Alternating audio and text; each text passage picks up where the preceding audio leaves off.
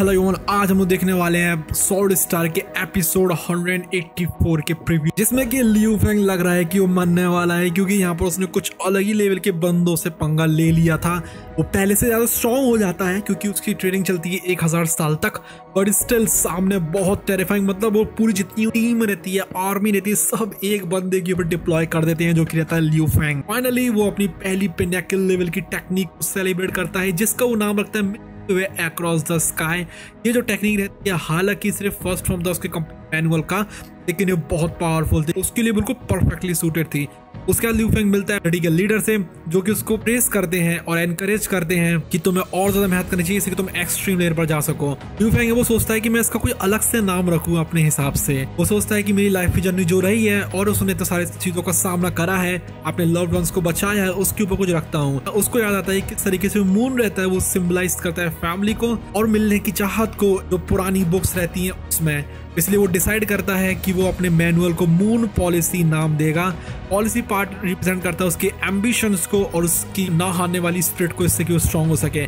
उसके teacher primal curiosity leader बहुत ज्यादा क्यूरियस थे, लेकिन वो खुश हो जाते हैं लियू फेंग की प्रोग्रेस को देखकर। सिटी लीडर्स के साथ एक्सप्लेन करते हैं 5 लेवल टेक्निक, जो कि लो, नॉर्मल, टॉप क्लास, पिनेकल और एक्सट्रीम। लियू फेंग अभी मून पॉलिसी बनाई है, वो पिनेकल लेवल की टेक्निक है, जो कि बहुत अच्छी अचीवमेंट्स है, जो कि सिटी लीडर की एक्सपेक्टेशन को सरपास कर गई थी। 1200 साल की ट्रेनिंग के बाद लियू फेंग प्रिपेयर हो गया था कि वो फॉग आइलैंड को छोड़कर जाएगा और यहाँ पर और ज्यादा स्ट्रॉन्गर अपोनेंट्स को हराएगा, रियल डेंजर्स को, ये जो यानजी मेन कॉन्टिनेंट है उसके वो फेस करेगा, जिससे कि अपनी स्किल्स को और ज्यादा तगड़ा वो बना सके और ज्यादा वो पावरफुल बन सके। लियू फेंग अपनी डिस्क शिप के ऊपर फ्लाई करते हुए यानजी कॉन्टिनेंट के ऊपर आ जाता है। वो नोटिस करता है यहाँ तो कुछ अलग हो रहा है। हर टीम को डिटेक्ट करता है, जो कि करीब 800 टीम्स थी, 36 दिनों में वो डिटेक्ट करता है। उनमें कम से कम एक ऑफिशियल लेवल का वॉरियर तो था, क्योंकि फेने की टक्कर का होता है। ये जो है वो थोड़ा स्ट्रेंज था, क्योंकि जो ऑफिशियल्स रहते हैं वो थोड़ा लेस कॉमन होते हैं, रेयर होते हैं वो जनरल से कंपैरिजन में। वो फिगर करता है कि जो वीकर टीम्स हैं उन्होंने ऑफिशियल के साथ में टीम अप कराई, जिससे कि वो सर्वाइव कर सकें। अभी यहाँ पर लियू फेंग के साथ खेलने वाला है, लेकिन आगे चल के वो लोग भी लियू फेंग के साथ खेलेंगे। वो एडजस्ट करते हैं शिप की स्कैनर्स को, जिससे कि वो अपने आप को और ज्यादा स्ट्रॉन्ग बना सके। उसके पास थोड़ा सा बेटर चांस था, उसके पास स्कैनिंग जो टेक्निक थी ज्यादा अच्छी थी। उसी दौरान 310 मिलियन किलोमीटर दूर 3 जो अनडाइंग वॉरियर्स रहते, जो थे डीमन और वाई रेसेस से, वो डिस्कस कर रहे थे कि यहाँ पर जो ह्यूमंस वो कितने वेल्दी हो चुके हैं, खास तौर पर उनके जो अनडाइंग प्लांट्स रहते हैं उनके साथ में। लियू फेंग जो रहता है अपनी शिप में बड़ी चिल मार रहा था, उसको पता थी ये बात की जो 3 अनडाइंग वॉरियर्स रहते हैं वो आ रहे हैं, और वो खुश हो रहा था इस बारे में सोचकर। वो प्लान करता है कि वो इनको इस्तेमाल करेगा अपनी ट्रेनिंग करने के लिए। उसके बाद वो अपने गोल्डन हॉर्बीज को निकालेगा और इनको काजल मूली की तरह काट देगा। लियू फेंग का शिप एक्सप्लोड हो जाता है, लेकिन उसको कोई फर्क ही नहीं पड़ता है। 3 जो अनडाइंग थे, जो कि wolf headed demon, 2 butterfly wing भाई, उसका मजाक उड़ाते हैं। वो सरप्राइज हो गए थे, तो बस सेक्टर लॉर्ड लेवल का बंदा है। लियू फेंग यहाँ पर देखकर उनको बिल्कुल भी इंप्रेस नहीं होता है। वो कहता है अरे यार, ये कहां से कमजोर बंदे आ गए। 2 वाई जो रहते हैं वो उसको ट्रैप करने की कोशिश करते हैं, लेकिन जो लियू फेंग रहता है ऑलरेडी इससे भी ज्यादा स्ट्रॉन्ग बंदों से आराम से वो डॉच कर लेता है। उसके वो अनलीश करता है अपनी न्यू टेक्निक को, जो की थी milky way across the sky, जो कि एक बहुत पावरफुल बेड स्ट्राइक थी। अभी 3 स्विफ्ट फ्लैशेस के साथ में लियू फेंग इंजर कर देता है दोनों भाई अनडाइंग्स को और टारगेट करता है वुल्फ हेडेड डीमन को। जो डीमंस रहते हैं गोल्ड ईयर रेस के, वो सरप्राइज हो गए थे लियू फेंग के स्टैंड को देखकर। उनको रियलाइज होता है कि ये जो ह्यूमन सेक्टर लॉर्ड है ये काफी ज्यादा स्ट्रॉन्ग है, किसी एम्पर लेवल वॉरियर की तरह। डीमंस ट्राई करते हैं कि लियू फेंग को पूरा निगल लें एक बार में, लेकिन जो लियू फेंग रहता है वो काउंटर करता है समन करके अपनी मैसिव 1 लाख किलोमीटर के अनडाइंग स्टार ईटिंग प्लांट के, जो कि उन डीमंस के लिए कुछ ज्यादा ही बड़ा था। जो डीमन रहते हैं वो तो देखकर सरप्राइज हो गए थे कि इसकी स्पीड कितनी ज्यादा है, जिसको कोई फर्क ही नहीं पड़ रहा है। उनको रियलाइज होता है कि लियू फेंग बहुत पावरफुल बंदा है। डीमन डिसाइड करते हैं कि जल्दी से जाकर उसके बारे में हम लोग अलायंस को बताएंगे। वो डिस्क्राइब करते हैं कि लियू फेंग एक ऐसा सेक्टर लॉर्ड है जो कि एम्परर लेवल की स्ट्रेंथ बना चुका है।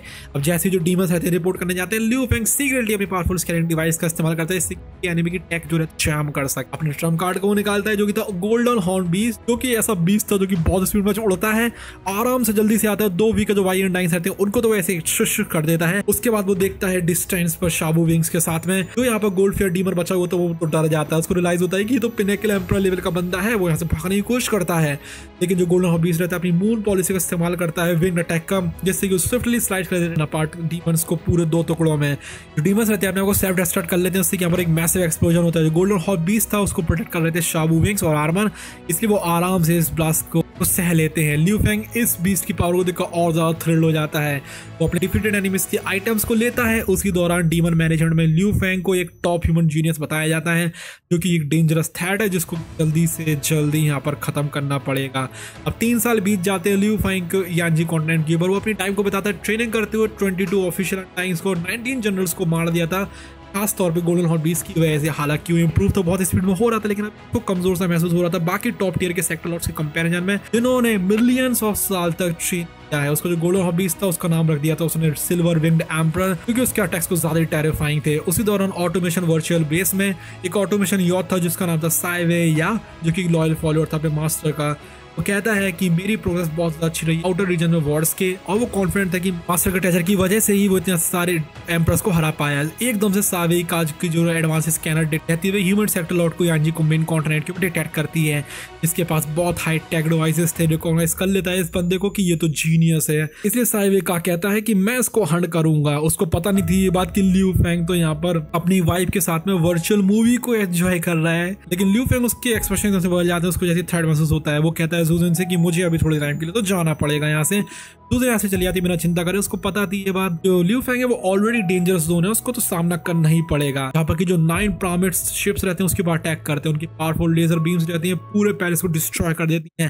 लियू फेंग उनको जैसे तैसे करके डॉच कर पा रहा था और ऊपर रह पा रहा था। उसको रियलाइज होती है कि एक एडवांस एनिमी को फेस कर रहा है जिसकी स्कैनिंग टेक्नोलॉजी उसकी उससे भी ज्यादा अच्छी है। वो वहां से भागने की कोशिश करता है। सोचो लियू फेंग भागने की कोशिश कर रहा है यहाँ से, लेकिन जो उसकी ऑटोमेशन कंट्रोलिंग रहती है शिप्स की वो चली जा रही थी। साइबर किंग लॉन्च करता है 9 मिलियन F9 ग्रेड ब्लैक। हर पपेट बहुत ज्यादा एक्सपेंसिव था, क्योंकि 10 ऑफ मिक्स्ड एलिमेंट्स के बराबर था। लियू फेंग शॉक हो गया था इतनी ज्यादा वेल्थ को देखकर। जो पपेट्स रहते हैं एक पट्टा आकर उसके बाद हमला करने लगते हैं, जो कि मिलियंस ऑफ लाइट बीम छोड़ रहे थे, जिससे एक बहुत बड़ी एनर्जी पिलर बन जाता है। अटैक करता लियू फेंग के ऊपर। वो ट्रैप हो गया था, उसको यहाँ पर डिफेंड करना पड़ा रहा था अपने आप को बीस्ट गॉड शील्ड से और आर्मर का इस्तेमाल करके। साइवे का सरप्राइज हो गया था लियू फेंग को देखकर कि इतना डिफेंड कैसे कर ले रहा है अपने। वो अपने पपेट्स को कहता है जाके इसको निपटा दो। उसके जो पपेट्स रहते हैं ट्रांसफॉर्म होते हैं, ग्लोइंग रेड कलर के हो जाते हैं और एक ट्रैप फॉर्मेशन को बनाते हैं। हर एक पपेट का जो कोड रहता है वो हंड्रेड्स ऑफ मिक्स्ड एलिमेंट्स के बराबर था, और यहाँ पर वो बहुत ज्यादा इमेंस फ्लेम एनर्जी को छोड़ रहे थे। इससे नेट बन जाता है रेड लाइट का, जो कि लियू फेंग को सराउंड कर लेता है। इसको देखकर लियू फेंग बहुत ज्यादा ओवरवेल्ड हो गया था। यहाँ से वो भाग नहीं पा रहा था, इसलिए लियू फेंग को फाइनली अपने गोल्डन हॉर्न बीस्ट होना पड़ता है, जिससे कि साइवे का कंफ्यूज हो जाता है कि ये जो बंदा है वो पपेट है या फिर गार्जियन विंग्ड एम्परर का। और उसकी जो बग आर्मी रहती है उसके साथ में उसको पता थी ये बात कि उसको एक ऑप्शन है गोल्डन हॉर्न बीस्ट फॉर्म को वो निकाले। वो गुस्सा हो जाता है, बहुत ज्यादा कसके ट्रांसफॉर्म होता है और एक फ्लैप के साथ में शार्प विंग्स के बहुत ज्यादा इनक्रेडिबली फास्ट हो जाता है, जिससे कि वो पपेट्स के अटैक्स को डॉच कर लेता है। बीस्ट रहता है वो millions of strong puppet army को खत्म करता जा रहा था। टोर एनिमीज के कंपैरिजन में यहाँ पर शाबू विंग्स की वजह बहुत ज्यादा हो गई थी। इंस्टेंटली वो कहीं पर पहुंच जाता है। उसके जो मैसिव विंग्स रहते हैं ब्लेड्स की तरह काम करते हैं, पूरे पपेट्स को बीच में से फाड़ दे रहे थे। साइवे कार जो रहता है देख रहा था यहाँ पर डिसबिलीफ में, क्योंकि उसके जो हजारों एक्सपेंसिव F9 पपेट्स रहते हैं इंस्टेंटली खत्म होते जा रहे थे, कोर्स डिस्ट्रॉय होते जा रहे थे। उस बीस्ट की विंग्स की यूनिक स्पेस एनर्जी की वजह से जो बीस्ट रहता है उसको रियलाइज होती है कि उस डिसेबल्ड पपेट्स को गैदर कर सकता है, इसलिए वो हंड्रेड्स ऑफ थाउजेंड्स को गैदर कर लेता है इनको पूरी तरह डिस्ट्रॉय करने की बजाय। अभी यहाँ पर साइवे का को बहुत गुस्सा आती है। वो कहता है कि सही में पावरफुल एम्परर अनडाइंग है। वो एक्टिवेट करता है अपने अल्टीमेट वेपन को, जो कि था 9 एब्सोल्यूट गॉड कंट्री। अभी जैसे गोल्डन हॉर्न बीस्ट जो रहता है वो अप्रोच करता है इस पिरामिड को, पूरे के पूरे जो 9 शिप्स रहते हैं वो उसकी तरफ फायर हो जाते हैं, और यहाँ पर बहुत ज्यादा पर्पल लाइट्स निकल रही थी, जिसकी वजह से यहाँ पर बीस्ट ट्रैप हो जाता है पूरी तरीके से। लियू फेंग अब यहाँ पर 9 एब्सोल्यूट गॉड कंट्री में ट्रैप हो गया था, और नहीं पता है कि वो जिंदा बचेगा भी कि नहीं बचेगा। वो देखेंगे वो अगले वाले एपिसोड में। उसके लिए सब्सक्राइब।